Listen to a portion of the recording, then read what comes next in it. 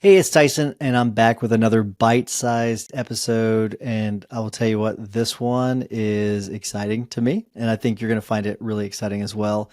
And we're going to explore something that I've been playing around with personally, and it's blowing my mind, to be honest with you. So let's get started with chatting with ChatGPT 4. Um, but before I get to that, if you have any topics that you want me to cover, shoot me a text. I'd love to hear from you. Just text me at 314-501-9260. Again, love to hear from you. We get a lot of texts and I love seeing them. So I've been getting a lot of great suggestions and I'm going to try to get to what I can. All right. So what is ChatGPT? If you don't know at this point, man, are you missing out? But it's artificial intelligence. It was the first major one that came out in November of last year of 2022, and it is really it's just. I mean, right now it's getting more complex. Back then, it was doing very basic operations for you. So it could do basic math. By the way, apparently it's gotten worse at math, but it's an AI assistant, I guess is a way of putting it. So it will answer questions for you using artificial intelligence. We are doing some more advanced things with it. I can cover in other episodes, but the it is starting to do more advanced things. For example, I had it find flights for me to Miami the other day. It actually did a pretty decent job. It didn't book them for me. It's not gotten to that point yet, but I gave it very specific criteria and it went and found me flights. It's getting better and better, and the speed with which it's advancing is quite incredible. And what I'm going to show you, you're going to see as well. I think it's going to be pretty exciting. All right, so let's talk really. And the tip today, what we're going to be covering is the conversational ability of the new Chat GPT function. And I do have the paid version, just so you know. So if any of you are going to your apps and you don't see it, that may be the reason why. But I do have a paid version for Chat GPT. But it is very cool. All right, so first let's go over some of its conversational capabilities.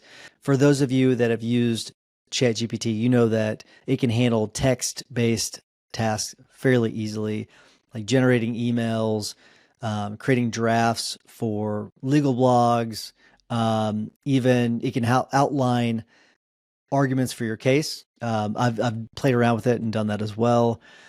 The voice feature, though, it adds just another layer where it makes an interaction that feels more like a dialogue rather than just typing on a screen. And you're going to hear it in a second because I'm going to do a demo for you. It's really cool. You can speak to it just like you would a legal assistant or a paralegal, asking it to draft a letter or summarize long documents. Really cool. ChatGPT I'm going to talk a little bit about data analysis. It's also a great tool for analyzing large chunks of text. And while this isn't, a substitute for in-depth legal research or other data analysis, it does a really good job of quickly giving you the gist of some sort of complex legal document, a case, data that you're looking at, and it can save you valuable time. With the new voice feature, you're not having to copy and paste or type that stuff into there. You can just speak it into there and then have a conversation about it, which is really, really interesting. Now, there are some limitations. I did have it give me some examples of things it could do, and then it couldn't actually do those things. For example, it can't actually set a reminder for you. It can't set a task. It's limited. If you're using it for legal research, I wouldn't necessarily do that. I did use that as an example just earlier, just kind of playing around, but it's not something you want to use for legal research. There was an attorney recently that got in trouble for citing a case that they got from ChatGPT that was not a real case. So there are some definite drawbacks of it. But let's dig into this and see what you think. By the way, this is not scripted. I've got an idea of what I want to ask it. Okay, so this is not scripted. I'm just going to go kind of like you would normally use it. Okay, all right. So here we go. There's a little microphone. Hey, so I want to create some long tail keywords because I want to focus on voice search for my website. Can you help me come up with some questions and some ways of tailoring how people or what I might have on my website so that people can better find me with voice search?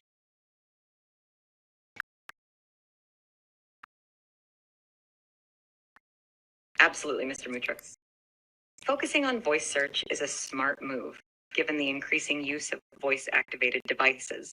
For a personal injury law firm like yours, you'd want to target more natural and conversational queries. Questions to consider. What should I do after a car accident in your location? How to find the best personal injury lawyer near me?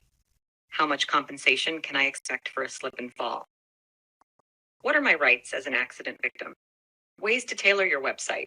1. Add FAQs. Create an FAQ section using these long-tail keywords to directly answer common voice queries. 2. Use conversational language. Make your content more conversational. So I want to show you something. You actually tap to interrupt. Can you give me some tips on actually how you think people might be asking questions of the voice search, whether it is Google Assistant or Siri? Certainly, Mr. Mutrux.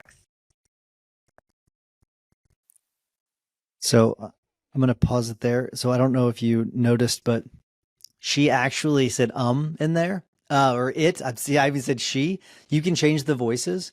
You can, which is kind of cool. There's some creepy ones in there. But you can actually change the tone of the voice, male, female, different versions of each.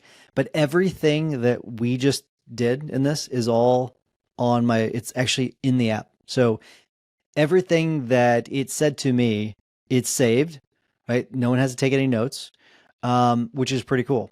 So this is pretty awesome. There's another feature. It's not a feature. It's the same thing that I'm talking about. But it mentioned whenever I asked it questions earlier, it told me that it could take notes during meetings. I actually thought it was a pretty cool thing. So what I'm gonna do is during the rest of this, I'm gonna have it record the conversation, and then tell me, or I'm gonna tell you at the end whether or not it did a very good job. So. All right, so we're going to begin to wrap things up. If you'll take notes while I talk, I would really appreciate it. Can you take notes for me?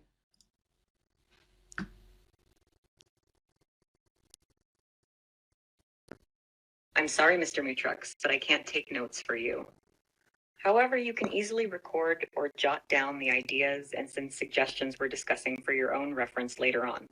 Is there anything specific you'd like to go over or clarify? Yeah, actually, I'm going to wrap up this episode. And what I'm going to do is I'm going to talk about uh, how your voice feature is pretty cool. It's going to be opening up some pretty intriguing avenues for lawyers that are willing to stay ahead of the tech curve, which I think is pretty cool. It's not at this point, you're not really a one-stop solution, but that's fine. I completely understand that. That's expected at this point. But I think in the future, you're going to provide a lot of value. And I see how this using you as a voice feature is going to be pretty amazing in the future. And I think that OpenAI, I think they're really on the cutting edge. And so I think that you all are really winning at this point in the battle, but I don't think I don't think the war's over. I think Bard is going to be advancing. All these other AIs are really going to be advancing. So it's really cool.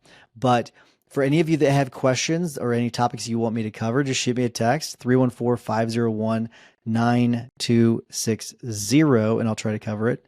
But let me just tell you, I'm going to see, even though it said they could not take notes, it told me I could take notes earlier. See, it's one of those. Here we go. But I'm trying to interrupt and stop her. But so I'm going to stop it. And then it actually took all those notes as I was talking. So even though it said I couldn't take the notes, it did take all of those notes. So it will do those things for you. But hopefully you'll get something out of this. I think it's a really cool feature. Have fun with it. Text me if you thought of anything cool that you can use it for.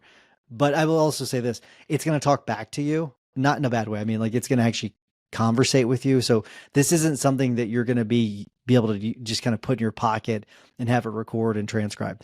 It's going to be interacting with you. Just keep that in mind. But I am wrapping things up as I told ChatGPT.